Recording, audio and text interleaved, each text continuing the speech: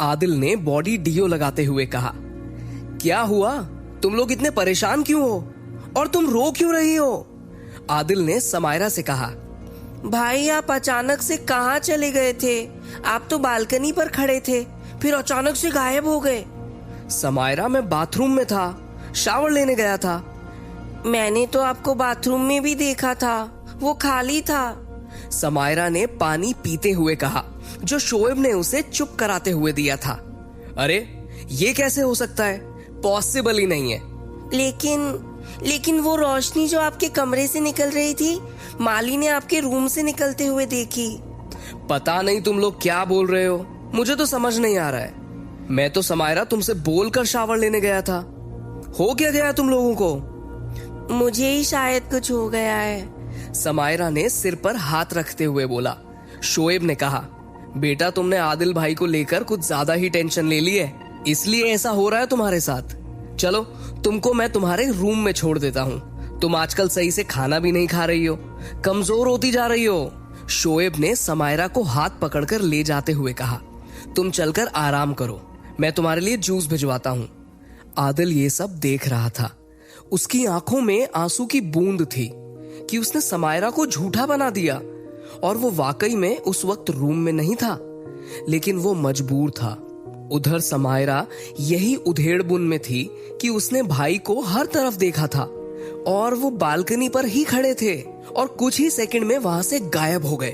उसका दिमाग खराब नहीं है कि वो यूं ही कुछ भी बोल दे, लेकिन फिर यही सोचने लगी शायद उसने लोड ज्यादा ही ले लिया है और पिछले कुछ दिनों से सही से आराम भी नहीं किया है, नींद भी पूरी नहीं हुई है। हो सकता है इन सब कारणों से उसको ऐसा लग रहा है। आदिल भाई के साथ इतना बड़ा हादसा हुआ, वो मरते मरते बचे हैं, इस सब को मैंने अपने दिमाग पर बिठा लिया है। समायरा ये सब सोच ही रही थी, लेकिन आदिल भाई अब बिल्कुल ठीक हैं, तुम बस अपना ख्याल रखो। आदिल समायरा के कमरे में दाखिल होते हुए बोला। उसके हाथ में ऑरेंज जूस से भरा गिलास था।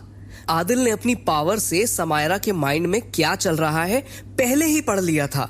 समायरा के सिर पर हाथ फेरते हुए आदिल ने कहा, बेटा सब कुछ सही है, तुम मेरे लिए चिंता मत करो, तुम बस अपना ख्याल रखो, सब ठीक है। मुझे पता है पिछले कुछ दिनों से जो भी हुआ है उसका तुम पर गहरा असर हुआ है, लेकिन तुम्हारा भाई जिंदा है और बिल्कुल ठीक है और तुम्हारा भाई सब कुछ सही कर देगा। तभी एक नौकर ने दरवाजे पर नॉक किया।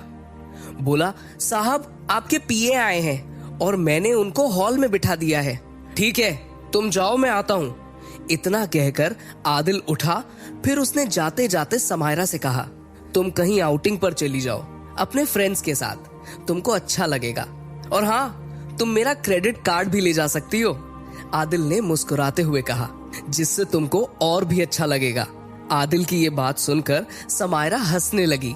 भाई आप बहुत अच्छे हैं, अल्लाह पाक आपको हर काम में कामयाब करे और अपना क्रेडिट कार्ड इधर कर दें। आदिल भी उसकी बात पर हंस पड़ा और अपने पर्स से कार्ड निकालकर समायरा को थमा दिया। समायरा की नजर इतनी देर में आदिल की अंगुली में पहनी हुई लाल नग की अंगूठी पर पड़ी। वो आदिल से पूछ पाती उसके बारे में। आदिल ने तेजी से अपने कदम बढ़ाते हुए नीचे हॉल की तरफ चल पड़ा। पीए आदिल को आते देखकर खड़ा हो गया। आदिल ने सीधे उससे कहा, तुम फाइल लेकर आए हो जो मैंने तुमसे मंगाई थी? सर मैं फाइल लाया हूँ, वो आपकी पुरानी कबर्ड में थी, साथ ही कुछ और भी ओल्ड डॉक्यूमेंट्स मिले हैं जिससे हमें फायदा हो सकता है। ओके ठीक है, वो डॉक्यूमेंट्स तुम टेबल पर रख दो, मैं सारे पेपर्स चेक करूंगा और फाइल मुझे दे दो। पीए ने फाइल आदिल को दे दी। आदिल ने फाइल पर अपने सिग्नेचर किए और पीए से कहा, मैंने साइन कर दिया है, अब तुम इसे बैंक ऑफिसर्स को जाके दे दो और कल कंपनी की बोर्ड मीटिंग के लिए सभी को मेल कर दो। ये कहकर आदिल अपने घर में बने ऑफिस रूम में चला गया। उसने एक सर्वेंट को आवाज लगाकर कहा, जब तक मैं ना कहूं यहाँ किसी को आने मत देना। ठीक है साहब। ये कहकर उसने रूम का दरवाजा बंद कर दिया। दरवाजा बंद होने के बाद आदिल ने रुमाल से लिपटा हुआ कोई सामान निकाला। वो उसे गौर से देखने लगा। उस पर कुछ लिखा हुआ था। इतनी देर में उसने अपना लैपटॉप ऑन करके गूगल पर कुछ सर्च करने लगा जो उससे नहीं सर्च हो पा रहा था। कई कई बार अलग अलग टाइप करके सर्च किया, लेकिन फिर थक कर उसने अपना लैपटॉप बंद कर दिया और कमरे के चक्कर मारने लगा। फिर दोबारा टेबल के पास गया और रुमाल में रखे सामान को देखने लगा। उसमें काफी मिट्टी भी लगी हुई थी। पहले तो उसने सोचा कि इस पर लगी मिट्टी वॉशरूम में जाकर साफ कर ले, लेकिन फिर वो रुक गया और उसे रुमाल में ही लपेट दिया और अपनी चेयर पर बैठ गया। अपनी लाल नग वाली अंगूठी अंगुली से निकालकर उसे देखने लगा। आखिर ये है क्या? इतनी पावर्स हैं इसमें।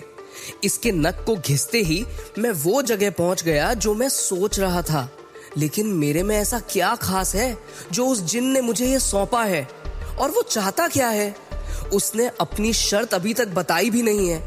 फिर उसने खुद से बात करते हुए कहा, मैं इतना क्यों सोच रहा हूं?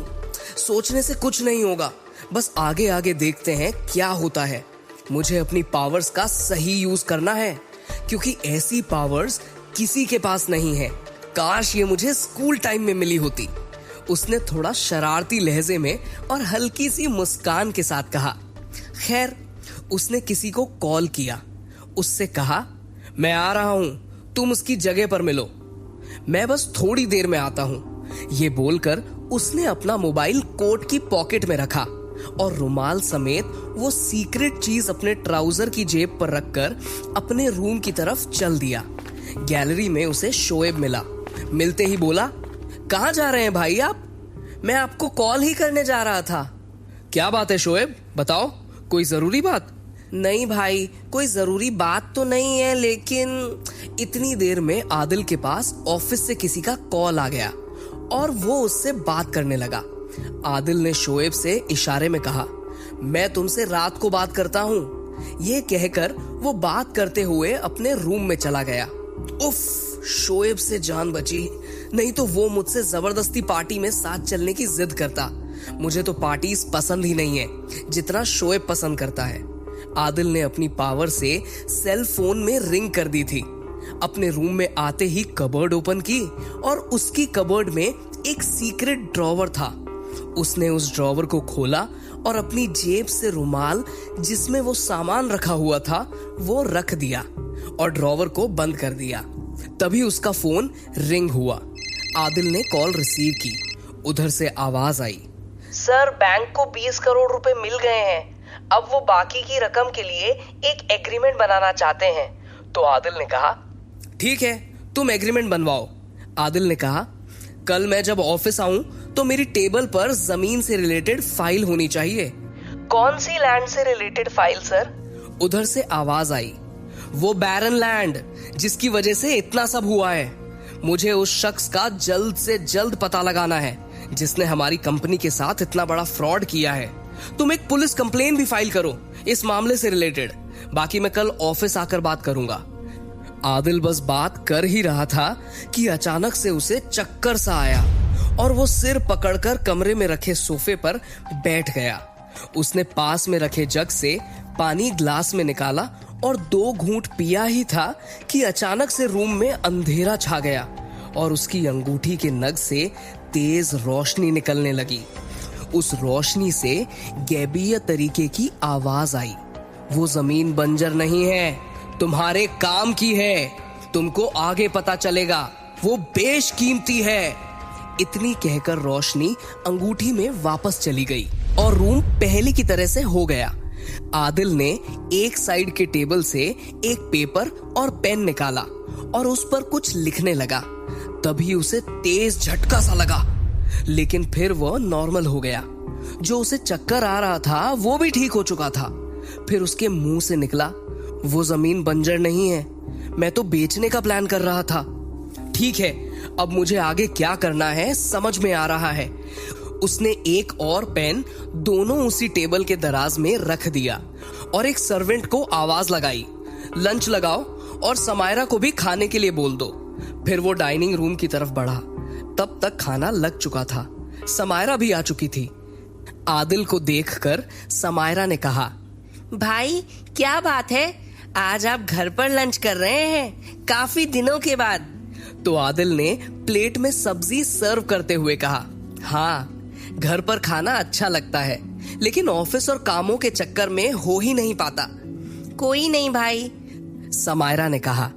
आगे से आप लंच घर के खाने से ही करेंगे। आप कहीं पर भी हो, मैं लंच पैक करवा कर आपको भिजवा दूंगी। आदिल ने खाना खाते हुए बोला। अब तुम छोटी सी समायरा नहीं, बड़ी समायरा बनती जा रही हो, और समझदार भी। बहन भी तो आपकी ही हूँ, समझदार तो बनूंगी ही, उसने हंसते हुए कहा। फिर उसने एक सर्वेंट से कहा, ड्राइवर से बोलो गाड़ी निकाले। उसने जल्दी से फिंगर बाउल में हाथ साफ करके पोर्च की तरफ कदम बढ़ा दिए। ड्राइवर कार का दरवाजा खोले खड़ा था। उसने ड्राइवर को धीरे से कुछ कहा। ड्राइवर बोला, ठीक है साहब, मैं लेकर चलता हूँ। इतना कहकर आदिल कार में बैठ गया और ड्राइवर कार का दरवाजा बंद करके ड्राइवर सीट पर बैठ गया और तेजी के साथ कार बढ़ा दी।